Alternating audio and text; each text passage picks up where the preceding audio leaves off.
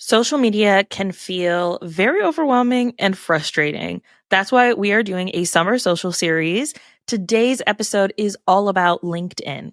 Don't sleep on LinkedIn. So if you're like, I don't really care about LinkedIn, I'm telling you, this episode is so good. And honestly, a lot of it applies to not just LinkedIn. Yes, we talk specific LinkedIn strategies, but we do talk a lot about repurposing your content, showing up in better ways, and that applies across the board. Today's guest, Tania, is going to be sharing all of her tips and tricks for LinkedIn, specifically for podcasters and content creators. And let me tell you, she is a go-to person in this space, and I am so grateful that she shared all of this incredible knowledge with us today. Please join me in welcoming Tania to the podcast.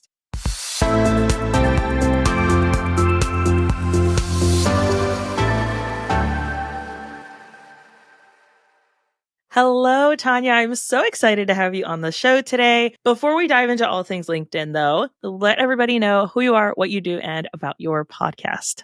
Perfect. Sounds good, Alicia. Thanks for having me on. First of all, my name is Tania, and really what I do in the world, my work in the world is helping social impact leaders show up as go-to voices on LinkedIn. And when I say social impact leaders, that might be nonprofit founders, executive directors, B Corp leaders, anybody who's in the business of making a ripple effect, a positive ripple effect in the world. And so my podcast is called The Campfire Circle, because when I think about that work, what we're really doing when we're sharing our stories on LinkedIn is we are building community, right? We are sharing all kinds of stories, not just the positive ones, but maybe the scary ones too. We are crafting a vision for the future. And I was like, where else do we do that but a campfire? It's perfect. So yeah, I've had the Campfire Circle now about 2.5 years. And it's honestly, Alicia, like my favorite thing I get to do in my business. I just get to have fun conversations. I get to riff. I just get to have fun. So I love that this is fully focused on podcasting because it's one of the great loves of my business life.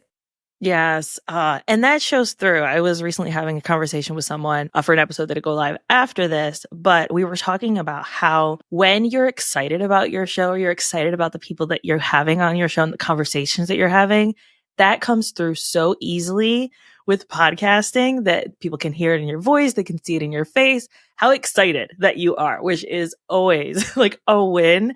And then people can always tell when you start to fall out of love with it, which is kind of like the downside. So when you show up, you got to give 100% of whatever that looks like for today. Give 100%.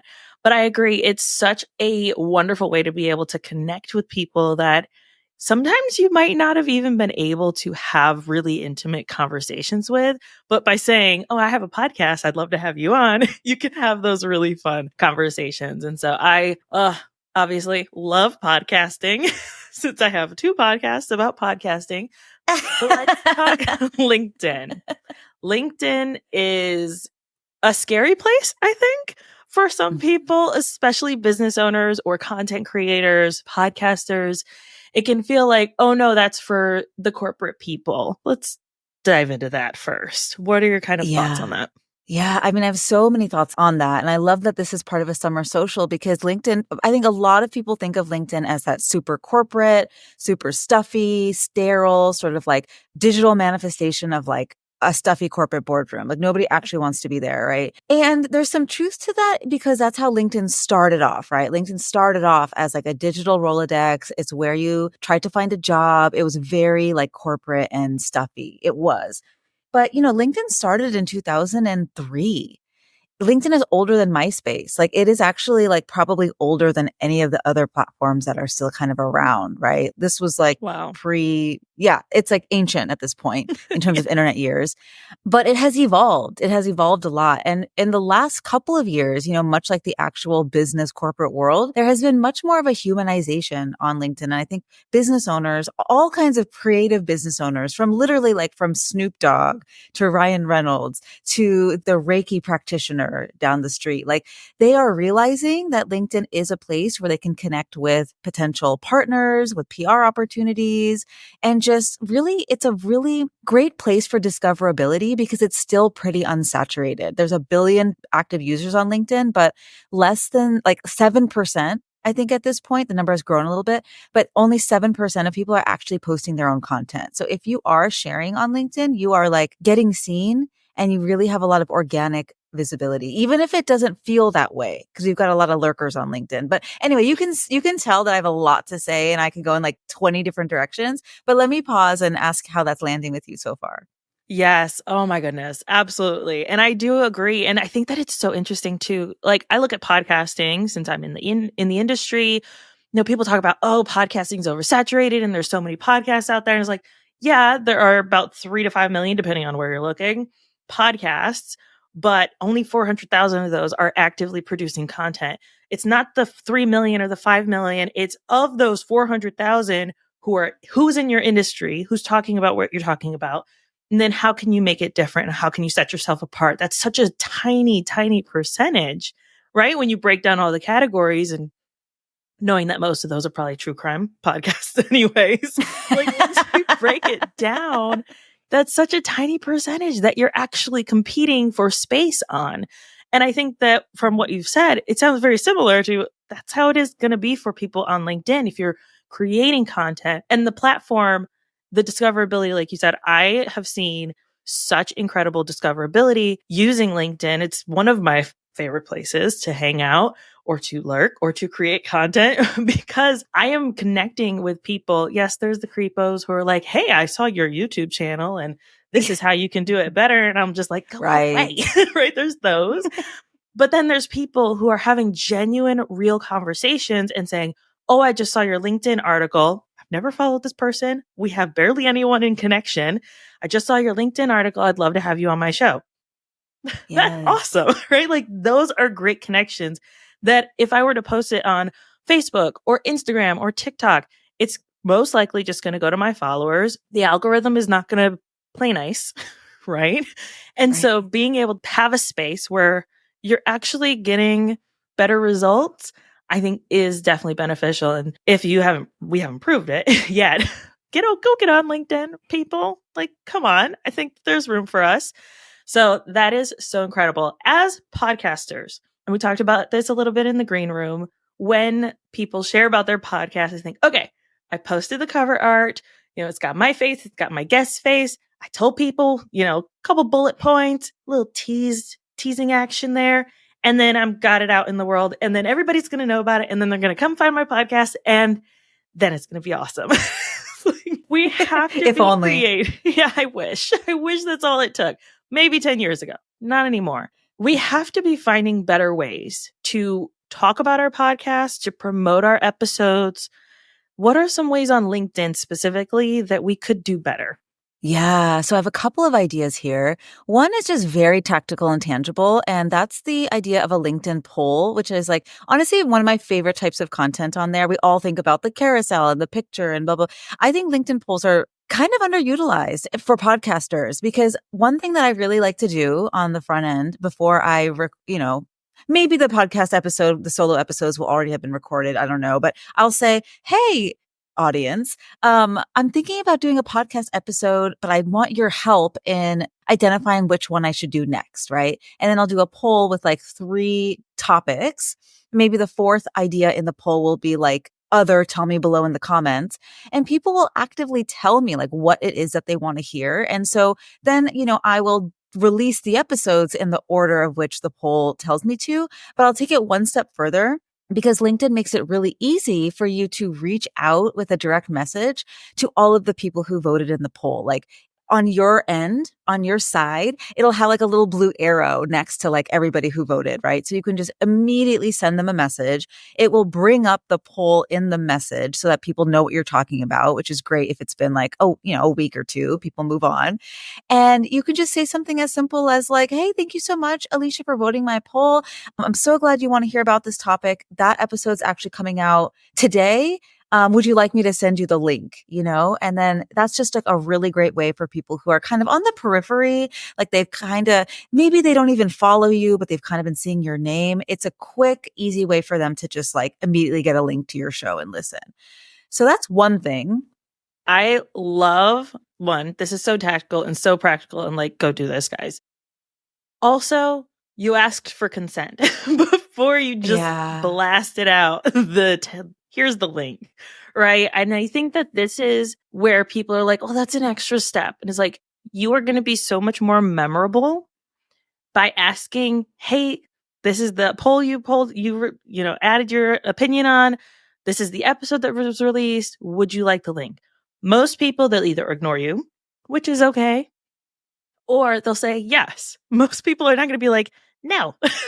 So, like, asking for consent is such an easy way to set you apart from other people who are like, hey, I saw your YouTube. You need to do better. Like, no. Exactly. So, yes, I love that. Exactly. Yeah. And I love that you listed it up. I love that you listed it up. I mean, it's like treat other people how you'd want to be treated. And nobody likes getting that, like, oh, here's all my information. Like yeah. And you're right. Nobody's ever said no. Like people have not responded, but nobody's ever been like, no, are you reaching out to me? So yeah, 100%. So that's a great one. Another thing that I would say is like, as podcasters, many of us are marketers. We've probably heard of this thing called the rule of 7, which is where people need to hear your message at least 7 times for it to be like, for it to land. And what I want to say about that is I did some digging into where that came from. And it actually came out in the 1930s. So like a bunch of Hollywood, like movie executives did some research to find out how many times they needed to like get their movie out there with advertising for people to go see the movie. But that was 100 years ago. Like social media wasn't a thing. Like our world was completely different. And so I don't know what the number is now. A lot of people are like, you need to be heard 7 times. I would say it's more like probably 70 times, and I'll say all that to not make people like, oh no, nobody's ever going to hear what I have to say. I think it's actually a really great thing because it means that we get to repurpose and reshare what we've already done in 70 different ways. Like you can't ever share your podcast episodes too much. Like you can't. You just have to kind of be a little creative and share it in different ways. So I'll give you an example. One of my solo podcast episodes is like 10 copy coaching tips to make your LinkedIn content better, something like that. And I released that, I don't know, last year. Like it's been a while. But then over the last month, I've actually taken each of those 10 tips and turned each one of those into a different piece of content. Like maybe one was a carousel. Maybe one was a picture of me like talking about one of the tips. Like they're all a little bit different. And that way I took one podcast episode in the library that was just sitting there collecting dust, right? Not a lot of people probably were like scrolling back and finding it. But this way, that's 10 opportunities for people to find it and engage with it and interact with it. And people will go and like listen to an old episode if you just bring it back in fresh ways through your LinkedIn content. So that's kind of a second way that I'd encourage people to do that. I love that so much. I can't tell you how many times that I have said, so you have not promoted any past episodes to someone and been like, oh, honey, because there's so much great content, especially our solo episodes, right? Yeah. We put so much effort and time into interviewing people, yes, and that's great, but our solo episodes are what are going to help us sell our services, what are our speaking. That's what's going to help us show up different. And most of the time, and I would challenge everyone to go look at your stats, how well do your solo episodes do against guest episodes? I would bet money, and I don't bet, I would bet money that they probably do better than your guest episodes. Look at the episodes that are around it. And the reason is that your audience is there for you. They can hear that person anywhere else. They can go listen to that person's podcast, but they're listening to you. And so having those solo episodes, making sure that you're setting yourself apart is great, but it allows you to be able to repurpose that content in so many different ways. For my solo podcast, it's 10 minutes or less, answering podcasting questions, great for SEO. And so what I started doing is about a month after the podcast went live. So at that point, I already had about 5 or 6 episodes. I started releasing episode 1 to LinkedIn articles. And then the next week, episode 2, even though I was already on, 10, 8 at that point, having that past content to be able to redirect people back to. There's a full video. It's a full blog post. Yes, I've got the article that still gives tons of valuable information and is almost like the blog post rewritten, but it gets people engaged in different ways where maybe Google isn't going to show my blog post to the right person. But that LinkedIn article, I had someone reach out and say, hey, I found your LinkedIn article by searching on Google. my website isn't even showing up that well. So like there are so many different ways to be able to use LinkedIn that I think are so underutilized. But the magic is in those solo episodes and repurposing. Like we have to just one, get over ourselves. Like, oh, they already heard me. No, get over yourself. They didn't. And even if they Right. did, they can hear it again. They might not have been In in a a different space where they way. could. Yes, Yeah. exactly. In a different way. So I love that so much.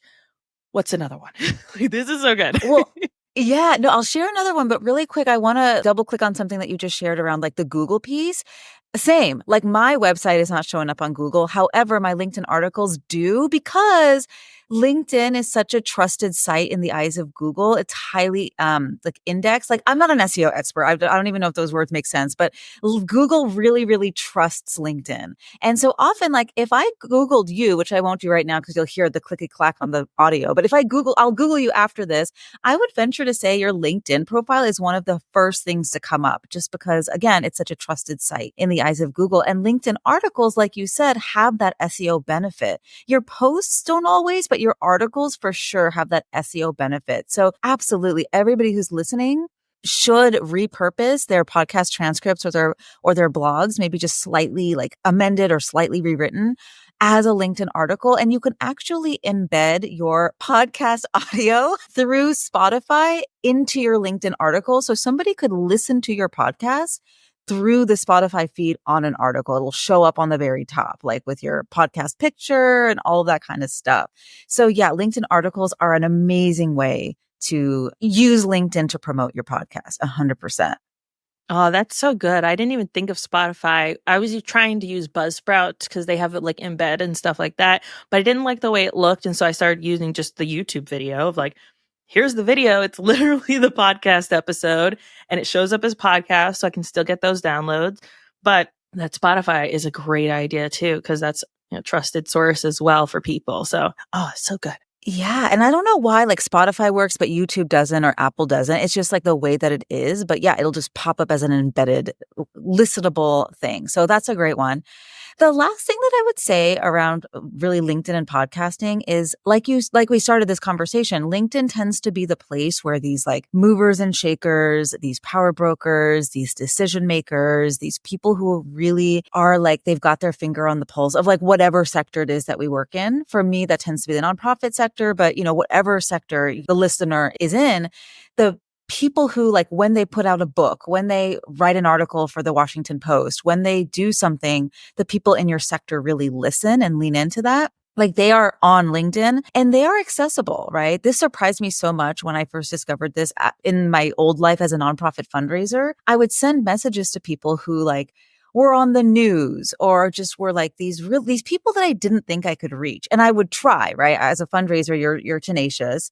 You try to reach people, you email them, you call their office, and they have gatekeepers whose job it is to protect them from me, right? However, on LinkedIn, I have noticed that people tend to manage their own LinkedIn profile. They might not log in every day. They're probably not logging in every day. Maybe they're logging in every other month or something like that. However, your message does land. And I've been able to get podcast interviews with people that I really didn't think I could. Like I'm looking to my right here because I have my bookshelf over here and I have a couple books that like taught me so much of what I know about marketing and branding. And I would send an in-mail, you know, because I wasn't necessarily connected to them, but on LinkedIn, you can send someone an in-mail if you're not connected to them. And they responded and they were like, yeah, sure. I'd love to do a podcast interview. And it just shocked me. And then once I got those under my belt, I was able to use those to ask other people in those sort of ecosystems like, hey, you know, Denise Brousseau was on my podcast. I know that, you know, blah, blah, blah. And would you be on there as well? And it just carried that credibility. So really, really don't be afraid. I think a lot of us think of, we're content creators, right? We think of LinkedIn as a place to share content, but it is just as valuable, maybe even more valuable as like a place where you can send a message to anyone in the world that you want to do something with. And the worst they can say is nothing at all, right? Right. That's the worst they can say. So, and they might say yes. Yeah. I think what I love so much about LinkedIn is that the people that it feeds me are people that I tend not to see on the other platforms. So people that I've connected with previously, usually I'll connect with them on all the places, but my algorithms on the other ones are just so muddled, right? With comedy or cat videos or whatever else, like animal dub over stuff, because my kids are into that. Yes. It's so ridiculous. And so like someone that was on my show 3 years ago, I want to say, who I recently was thinking about, showed up on my feed on LinkedIn, and I was like, oh, I want to reconnect with her and see how she's doing. And so right there, I was able to easily send a message and reconnect with her.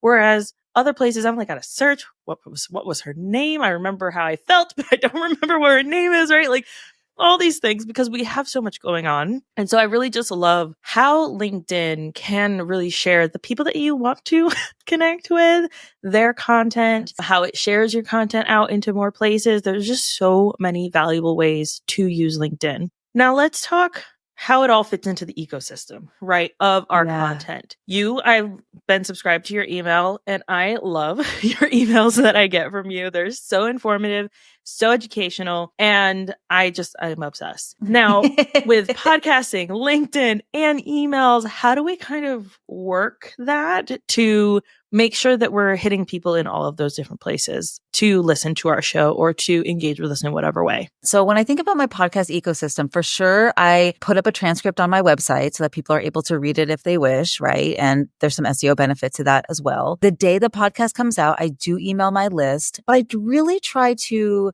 highlight in the email. Like the email is a little bit more comprehensive. The email talks about, what that podcast is about, who the guest is, what they're going to get out of it. Like it's more comprehensive, I'll say.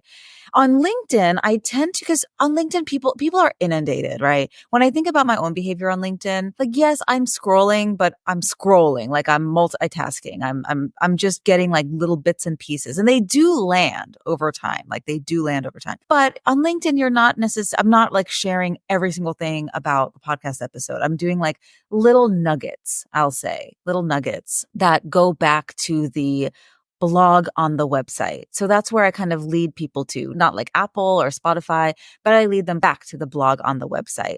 And the other thing and I know I said this already, but it bears repeating, in my emails, like I will keep bringing back old episodes. And my podcast is only every other week. It's not every week. I know some people have podcasts that are like multiple times a week. I can't do that. I'm like the lazy on LinkedIn girl. Like that's what I'm known for. I'm like, do less. And so that gives me an opportunity and lots of like space to bring back old episodes in my email. So like if I'm talking about something, I'll weave it back to an old episode that otherwise, again, is just collecting dust in the archives. But yeah, there's just so much gold in what you have already shared. And I know we always think we need to come out with new, but like, if anybody takes away one thing from this, I just really want to remind people to keep bringing back old stuff, whether it's in an email and you attach it to something that you're talking about now that's timely, or you're sharing it on LinkedIn with a new audience that needs to hear it in a different way. I think that so often we consider our podcasts evergreen, but I don't think we do, right? We're like, yes, it's evergreen content, but it is like it really, really is. Unless you are someone like, we have one client where every week she does what's going on in the cosmos, what happened in Hollywood, of like, if astrology isn't real, then why did this happen? Like that's relevant and that's timely. So maybe that isn't evergreen content, but most of us, our content is evergreen. If you're like, we have one client where she talks about boundaries around the holidays. That episode works when it is Mother's Day. It works when you are going on some summer vacations with your families and you need to set some boundaries. It works during any time of the year where you have to be around family or other people. So she can repurpose that tons of different ways. And I know that she has, but like, really, our content is evergreen and we can use it in whatever ways we want. So often, and I first of all want to just say like kudos to you for choosing every other week, because podcasting is hard. There's a lot of effort that goes into it and a lot of work. And it's important that we do what we can with what our capacity is, that we're not overextending ourselves, because then that shows up in our content. But with that in mind, if someone's like, oh man, I just want to do like a limited series or maybe 25 episodes, do 25 episodes that are all solo episodes and just keep re-releasing about that content. You Yeah. could literally get through the first 25, go back to episode 1, zhuzh it up a little bit, switch up how you talk about it, or like you said, take those 5 tips that you gave and spread it out into 5 different posts and just keep reusing it. We're solopreneurs. We're small business owners. We do not have the budget or the team to be able to be pumping out brand new content constantly. So, like you said, do less. Like, we don't have to Yes. do more, really. And do more of what is exciting for you. Do more of working with clients that light you up. That is where we want to spend our time. So stop trying to hustle on social media when you've got all this content that you can use. This has been so Yes. good. That's such a good point, actually. And I would even like encourage people when they are coming out with a podcast episode, even like before, like actually to think about when they can use this again and again. So I remember I interviewed 2 authors, Bernice and Jesselyn, when they came out with their book, which was about the visibility mindset for AAPI leaders. And so that came out in like October of something. And then, we're currently in AAPI month. And so it's like, that's a perfect time to kind of reshare it and tag them. And, they're going to share it as well. And it just kind of like gives it that new life. So yeah, I just double click on everything you say. I love that. Good reminders. So good. Is there anything else that we need to be considering for LinkedIn before we leave? There's like a, please don't do this or please do this. There's no, please don't do this because I tend to find that a lot of people feel that way about LinkedIn already. Like there's so many rules and regulations and they have to show up in a very specific professional box, like whatever that means, And so I always like to tell people like, you can't do this wrong. Like if you are showing up with heart, with a desire to help other people, with a desire to just like make aligned, values aligned connections, you can't do LinkedIn wrong, right? So I never want to say like, do this or that, because I think people will find their way. But I just thought of one other thing, which is LinkedIn Lives are a really, really fun tool to partner with other people. It's kind of a low lift collaboration, and you can actually turn those into podcast episodes. Like if you're behind, if you're like, I don't know what to do, you can take an old LinkedIn Live that you did with someone and just boom, it's a podcast episode. You just grab it from StreamYard and stick it up there. So yeah, another way to repurpose, but I think that might be the theme of this thing. Oh, so good. And yeah, we have one client where she got sick recently and just could not do any interviews. And she was like, well, I've done a bunch of LinkedIn Lives because that's where her audience tends to be with these people. Yeah. And we've done ones with 2 people or 3 people. Can we reuse those? And I was like, absolutely. Let's go. Like, Yes, and she should. obviously, the audio might not be great, but we'll clean it up, make sure it sounds good for the audio podcast listeners. Take out anything where because podcast listeners are finicky. Take out anything where you're like, oh, hey, Jocelyn, that was a great tip, or that's a great note, because they're like, well, who's Jocelyn? What are we talking about? What's happening? Right. Keeping those things out, right? Keep it to the point for the listeners. But other than that, yes, reuse, repurpose, make the most of it. It does not have to be so hard. Yeah, let's just make it easy. Life is hard enough. Let's make podcasting easy so that it stays fun.